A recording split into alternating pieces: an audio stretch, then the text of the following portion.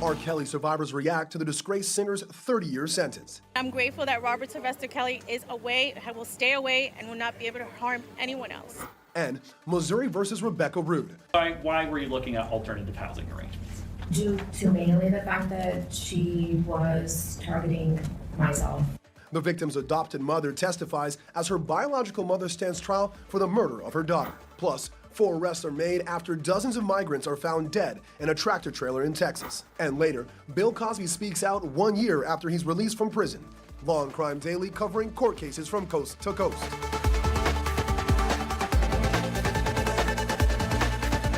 Welcome everyone to Law&Crime Daily. I'm your host, Buckmire. For the first time since R. Kelly's sentence is handed down, we're hearing from survivors who say the sentence is one step closer to receiving justice. On Wednesday, Kelly was sentenced to 30 years in prison and slapped with a $100,000 fine for a string of sex crimes. Law&Crime Network extensively covered his 6-week trial last fall, where Kelly was convicted on 9 federal counts. Notably, at the trial, multiple survivors gave testimony detailing the brutal sexual and physical violence they experienced at the hand of Kelly.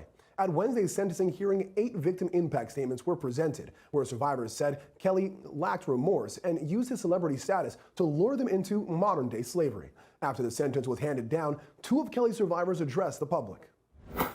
I never thought that I would be here to see him be held accountable for the atrocious things that he did to children. I don't know what else to say except that I'm grateful. I'm grateful for today. And I'm grateful that Robert Sylvester Kelly is away, will stay away, and will not be able to harm anyone else. I started this journey 30 years ago. I was 14 years old when I encountered Robert Sylvester Kelly. There wasn't a day in my life up until this moment that I actually believed that the judicial system would come through for Black and brown girls. I stand here very proud of my judicial system, very proud of my fellow survivors, and very pleased with the outcome. 30 years did he do this, and 30 years is what he got. We also heard from federal prosecutors and Homeland Security agents who applauded the survivors for coming forward with their stories.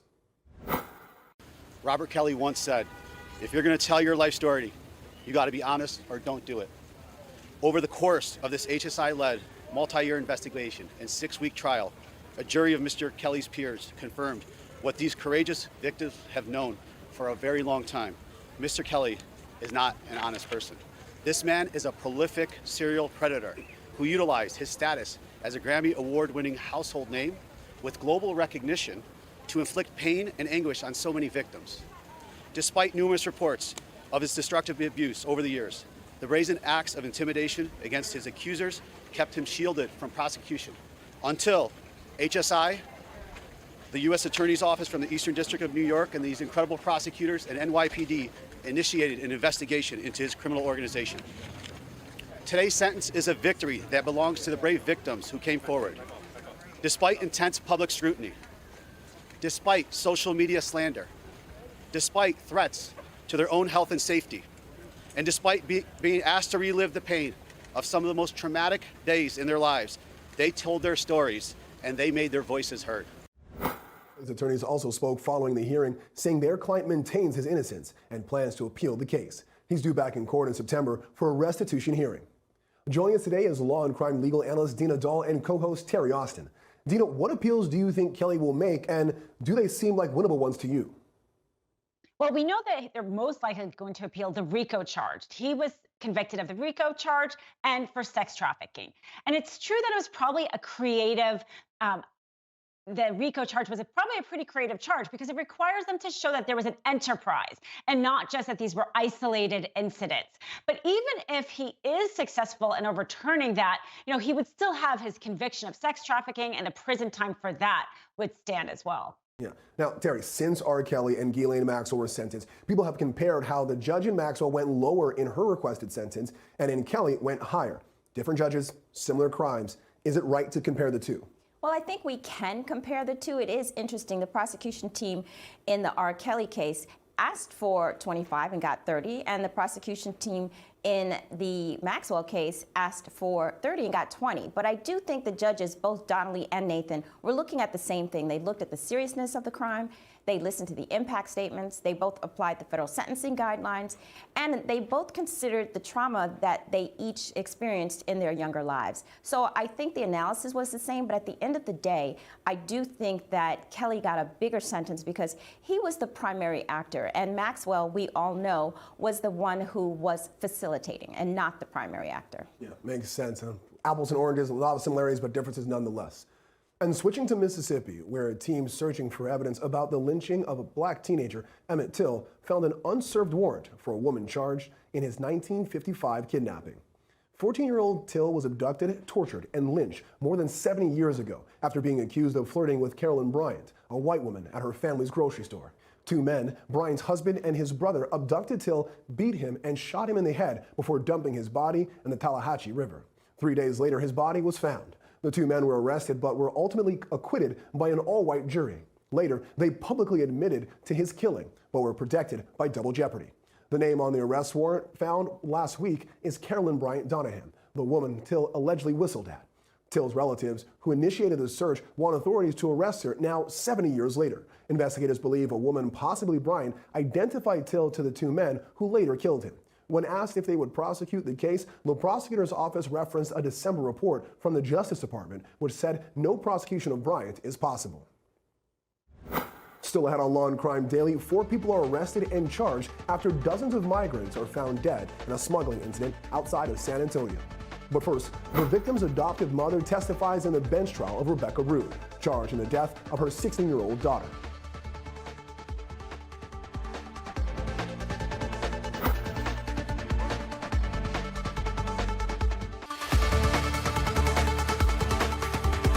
Welcome back to Law and Crime. The judge hears from the victim's adoptive mother in the bench trial of Missouri versus Rebecca Ruud, just before the state and defense rested Wednesday.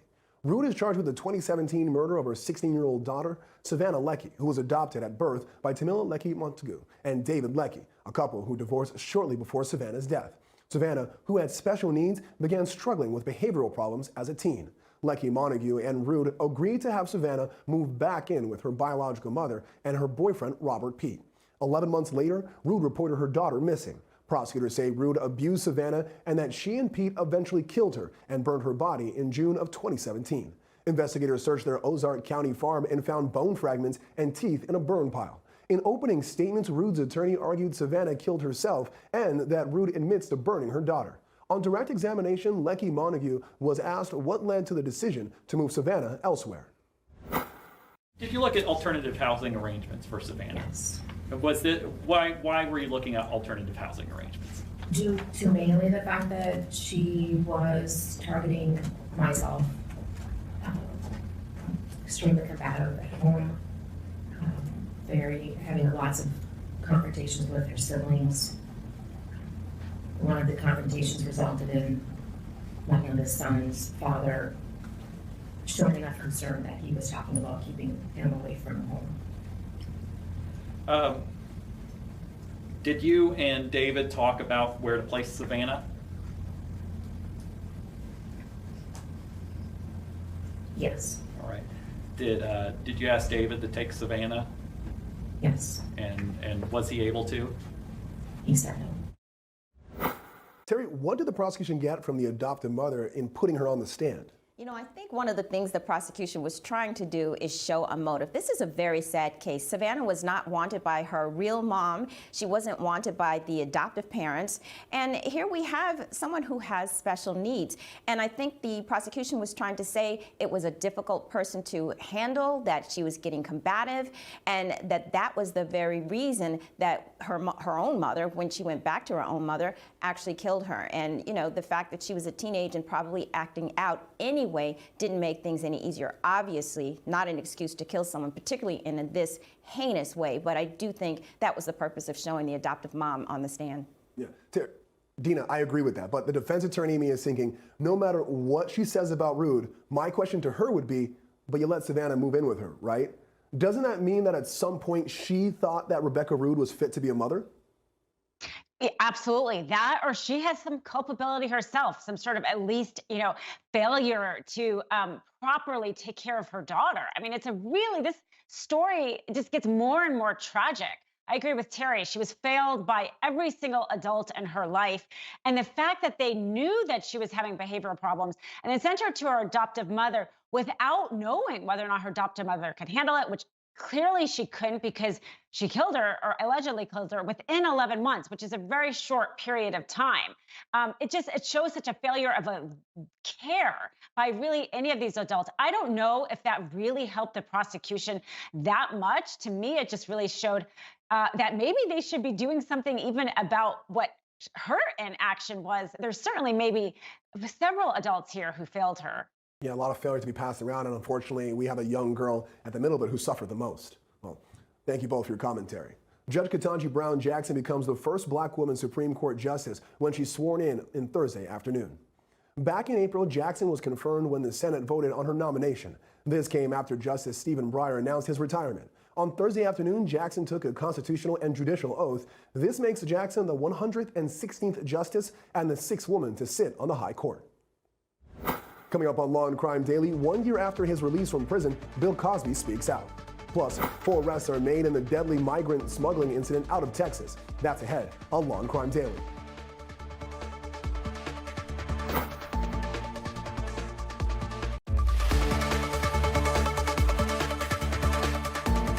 Welcome back. 4 people are arrested in connection to what authorities say is the deadliest human smuggling incident in United States history.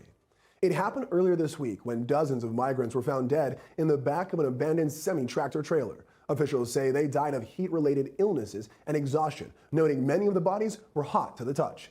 In all, 53 people died. Officials say the people who were from Mexico, Guatemala, and Honduras were being transported into the country in the back of a semi without air conditioning or water. 4 people have now been arrested in connection to the event. Officials say 45-year-old Homero Zamorano Jr. was the driver of the semi and pretended to be one of the injured migrants at the scene. He's now being charged with smuggling resulting in death. 3 other people were also arrested, including 2 Mexican men living undocumented in the country. Officials say the semi was registered to their address.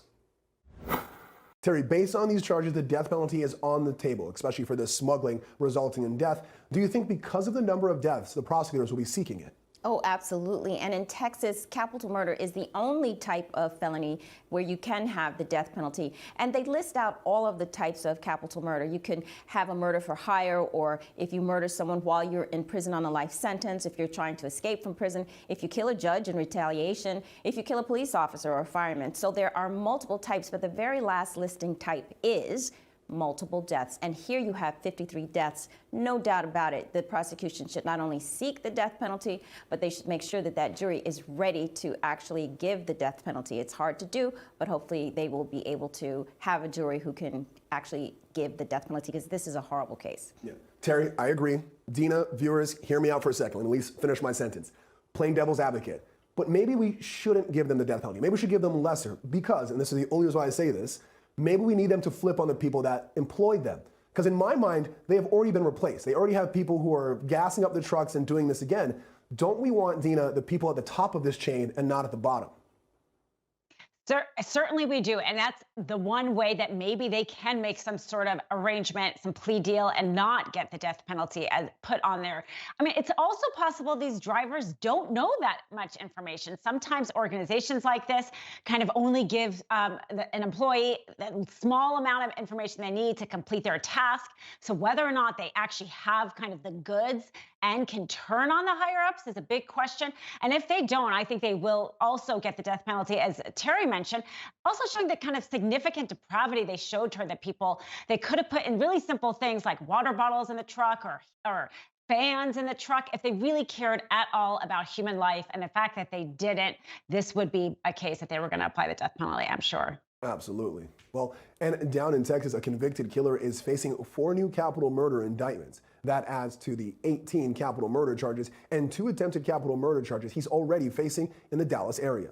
Accused serial killer Billy Chemirmir now faces charges in the deaths of 22 women. Investigators initially believed his alleged victims died of natural causes. It was only after families reported stolen items and suspicious circumstances that the cases were reopened. Prosecutors say he targeted senior living communities, smothered his victims to steal from them. A retrial was held in April for one case, the murder of Luty Harris, after the first jury was unable to reach a unanimous verdict. Chemirmir was convicted and sentenced to life in prison without the possibility of parole. He is now in jail awaiting another trial scheduled for October. When we come back, Bill Cosby speaks out. What the disgraced comedian has to say 1 year after his release from prison.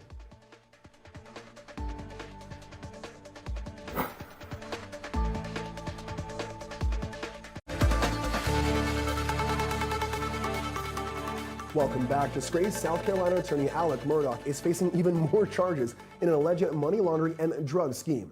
Prosecutors say the once prominent lawyer was involved in an 8-year money laundering and painkiller drug ring. They say Curtis Eddie Smith was also involved in the alleged scheme. He is the friend and former client of Murdaugh, who is charged with trying to help him commit suicide as part of a life insurance fraud scheme last year. The new charges allege Murdaugh wrote more than 400 checks worth $2.4 million.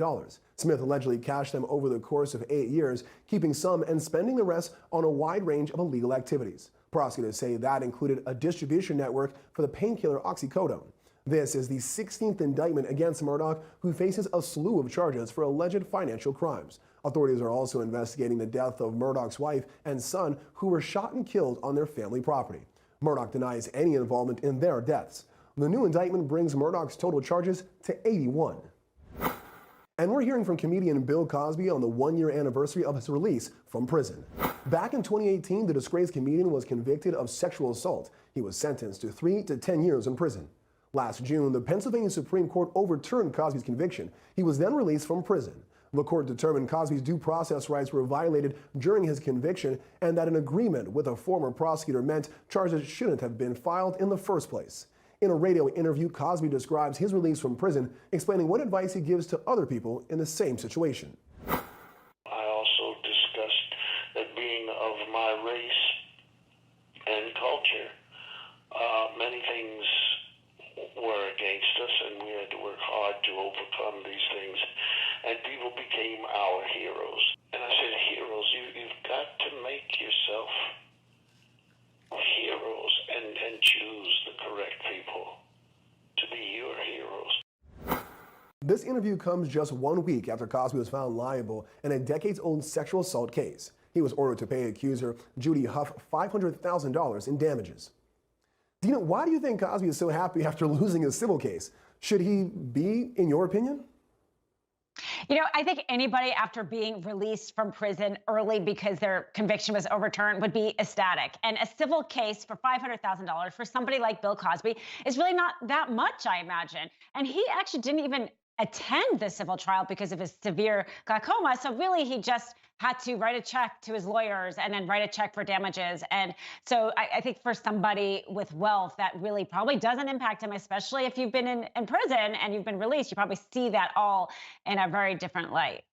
I'm waiting for the day that losing $500,000 is not a big deal for me. I lose $5 and it messes up my whole week, but hey, whatever. Terri, what's your reaction to Cosby celebrating his release in this way?